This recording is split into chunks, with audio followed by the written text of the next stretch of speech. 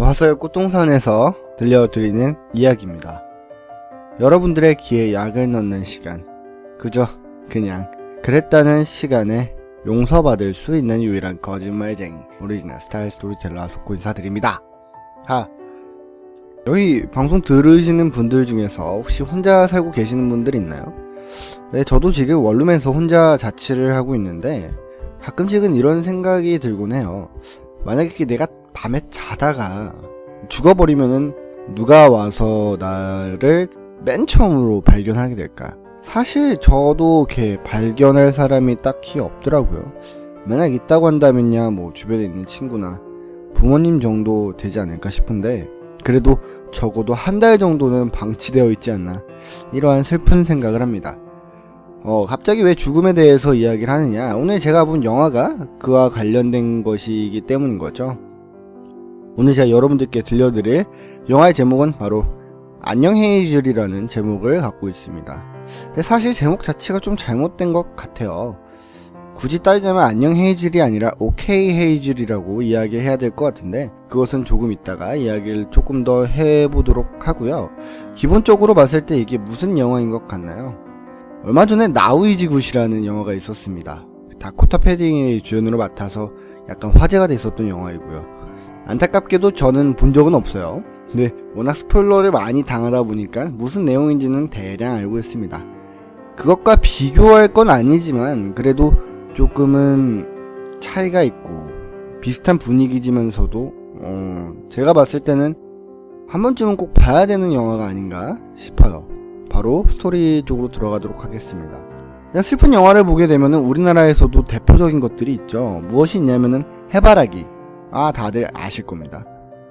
그리고 이제 7번가의 선물이 있습니다. 근데 이 두 영화를 보게 됐을 때 우리가 타고나는 반응은 일단은 악역이 나와요. 항상 해바라기에서도 그랬고 7번 방의 선물에서도 그렇고 악역이 나오기 때문에 우린 마냥 슬프다기보다는 일단 기본적으로 저런 개자식들 어떡하지? 라면서 마음속에 분노가 좀 남아있습니다. 하지만 이 안녕 헤이즐 같은 영화는 그런 것과는 좀 별개예요. 물론 서양에서 나타나는 특성일 수도 있지만 일단 기본적으로 악역 같은 건 존재하지가 않습니다. 내용 자체를 봤을 때 어떠한 내용이냐, 청소년 시절 17, 18 이 둘 다 시한부 인생을 살고 있어요. 근데 주인공인 이제 헤이즐 그레이스는 예전부터 소아암에 걸려서 13살부터 투병을 하다가 지금은 폐까지 전이가 된 바람에 코에 항상 산소호흡기, 캐줄라라고 하더라고요. 그거 항상 차고 다니고 있고요. 그러던 도중에 어느 모임에 나가게 됩니다. 예수님의 사랑 안에서 서로를 덕보다주고 서로에게 용기를 심어주는 그런 모임에 나갔는데, 거기서 한 남자애를 만나게 돼요. 그 남자의 이름이 이제 어거스터스라고, 워터스라는 이름을 갖고 있습니다. 어거스터스 워터스인가?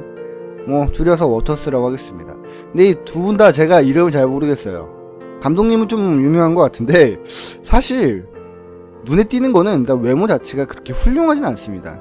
전에 이제 나우 이즈 굿이라든지 이런 영화, 시한부 영화를 봤을 때 굉장히 그 배우들이 이쁘잖아요. 근데 그렇게까지 외모가 이쁘진 않아요.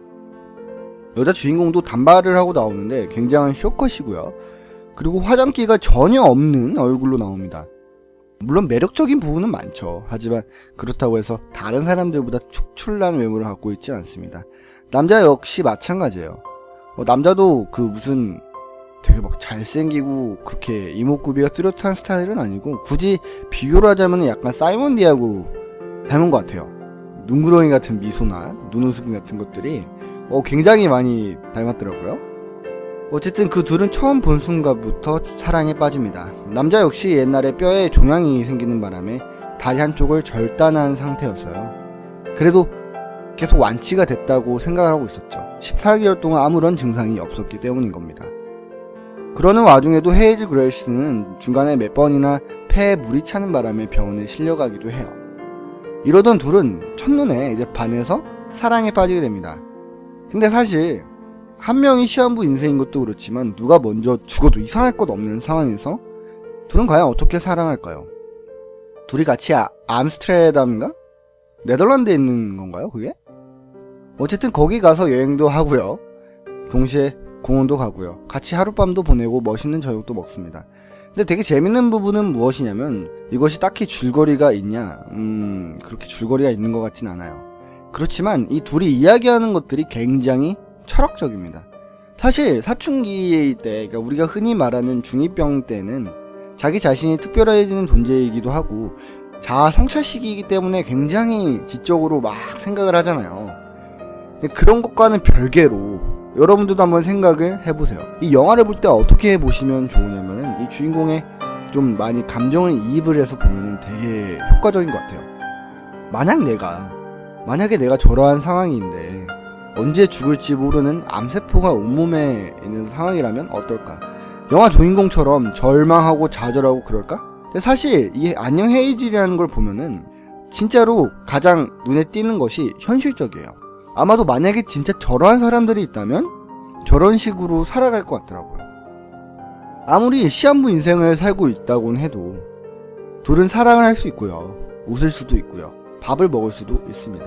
또한 섹스를 할 수도 있는 거죠. 그러한 장면도 나오긴 나오니까요. 근데 우리는 마냥 이 사람들을 불쌍하게만 여기려고 하는 게 있어요. 그런 부분을 굉장히 깊게 꼬집는 부분이 많이 나옵니다. 그리고 둘 사이가 좀 다른 점이 한 가지가 있다면 이 여자는 모든 것을 잊혀지게 한다고 생각합니다. 사람들에게 우리는 언젠간 잊혀지고 이 인류 자체도 잊혀진다고. 그러니까 나라는 존재가 아무리 특별할지언정 모든 사람들에게 사랑과 관심을 받는 것은 그렇게 큰 의미가 존재하지 않는다고 말이죠. 근데 그것과 비교해서 이 남자는 기본적으로 굉장히 많은 사람들에게 관심과 사랑을 받고 싶어 합니다. 이러한 부분을 꼭 짚고 넘어가고 싶은 게 우리가 그렇잖아요. 특히 남자들 같은 경우엔 조금 더 심한 부분이 있는 것 같습니다.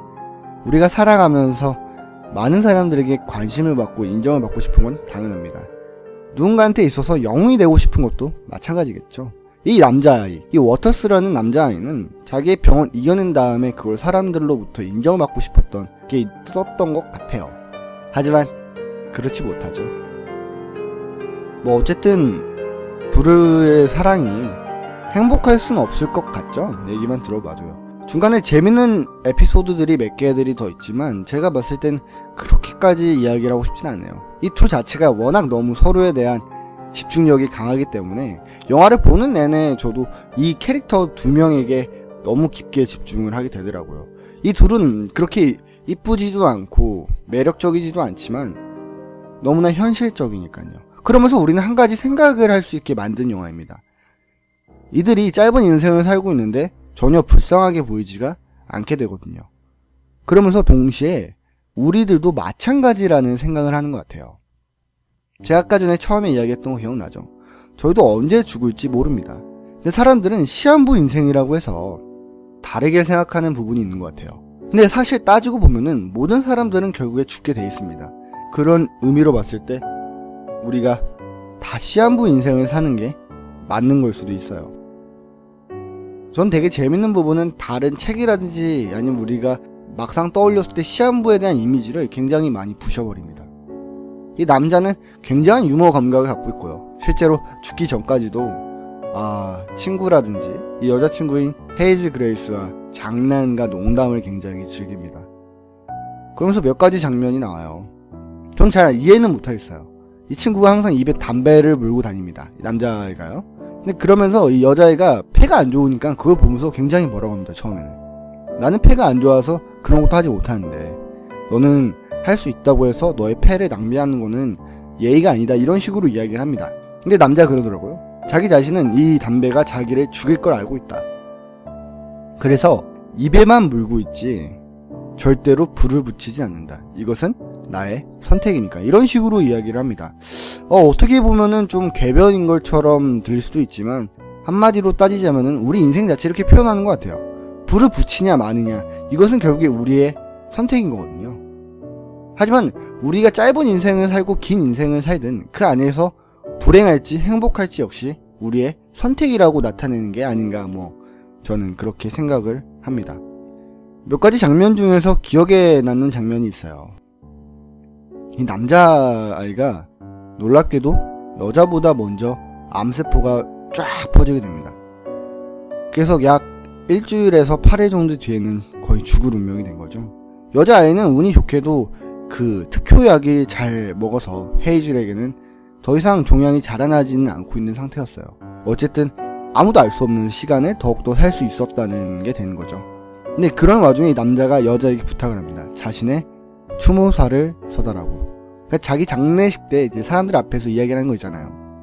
그리고선 교회에서 친구하고 같이 자기를 추모하는 이야기를 듣고 싶다라고 이야기를 해요. 왜냐하면은 내가 죽었을 때는 유령이 될 수도 있고 안 될 수도 있기 때문에 죽은 다음에 못 들을 수도 있다는 생각을 하는 거죠. 어쨌든 그 자리에서 헤이즐 그레이스는 자기 남자친구를 위해서 열심히 이야기를 해줍니다.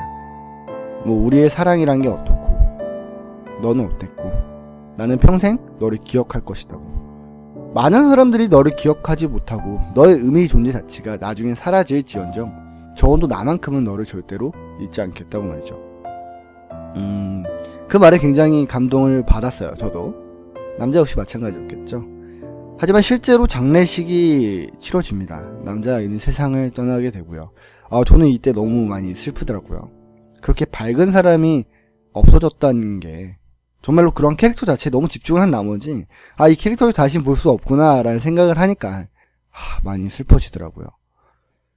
하지만 그러한 장례식에서는 남자친구에게 이야기했던 것처럼 헤이즐 그레이스는 하지 못합니다. 왜냐하면 장례식은 그 남자를 위한 것도 있지만 결국에는 그 남자를 사랑하는 사람들이 모인 자리이기 때문에 그 모인 사람들에게 들려줘야 될 이야기를 해야 한다고 생각한 거죠. 그저 적절하게 이야기를 마치고 납니다. 그리고 굉장히 깊은 슬픔에 빠져 있는데 어찌어찌 하다가 그 남자아이가 남긴 글을 보게 됩니다. 좀 그 과정 복잡한 것 같아요. 남자아이가 죽기 전에 어떤 사람에게 메일을 보냈습니다. 자기가 먼저 이제 세상을 떠나기 때문에 자기가 사랑하는 여자친구에게 추모사를 읽어줄 수가 없으니 그것을 수정해서 좀 글을 고쳐서 자기가 글 재주가 없으니까 그 여자에게 전달을 해달라고 말이죠.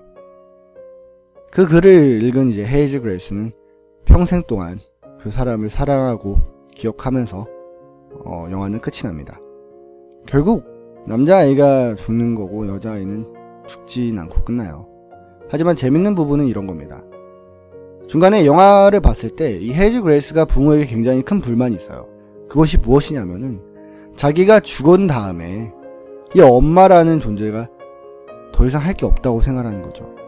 자기에게 오로지 모든 것을 헌신하고 있는 이 부모님은 내가 만약에 죽고 나면은 벽만 바라보고 있는 것이 아닌가, 이러한 생각을 하면서 고민에 빠집니다. 하지만 사실 부모님들도 따로 준비를 하고 있었습니다. 어머님도 사회복지사를 준비를 하고 있었던 거죠. 왜냐하면 자신의 경험을 바탕으로 다른 사람들에게 도움을 줄 수 있다고 생각하기 때문입니다. 우리는 좀 현실적으로 생각해야 될 부분이 있는 것 같아요. 결론적으로 언제든지 우리는 죽을 수가 있다는 이야기예요. 모두가 시한부 인생을 살아가고 있는 거죠. 근데 이처럼 영화 주인공처럼 오히려 내가 대략 얼마쯤 남았냐 이렇게 아는 게 그렇게 나쁜 것만은 아니라는 생각이 중간에 들었습니다. 물론 시한부 인생, 짧은 인생을 산다는 건 슬픈 일이지만 그만큼 나에게 남은 삶에 집중할 수 있는 시간이 늘어나니까요. 여러분들한테 한번 또 질문을 던져보고 싶어요. 지금 여러분들이 인생을 살 때 현실적으로 그냥 다른 사람들의 시한부 인생을 보면서 내 이야기는 아니고 그냥 그렇겠지, 저 사람들은 불쌍한 사람이야, 이렇게 말도 안 되는 잘못된 판단을 하고 있는 건 아닐까요? 그리고 그 사람들이 발악을 하면서 열심히 사는 모습을 보고 박수를 치고 짠하게 쳐다볼 수는 있지만 우리는 그러지 않으려고 한다는 건 우리가 게으름뱅이가 아닐까요? 저는 그러한 생각이 들었네요. 만약 이 이야기를 듣고 계시다면 한마디 하겠습니다. 여러분들 삶에 정말로 강하게 집중하시길 바라겠습니다.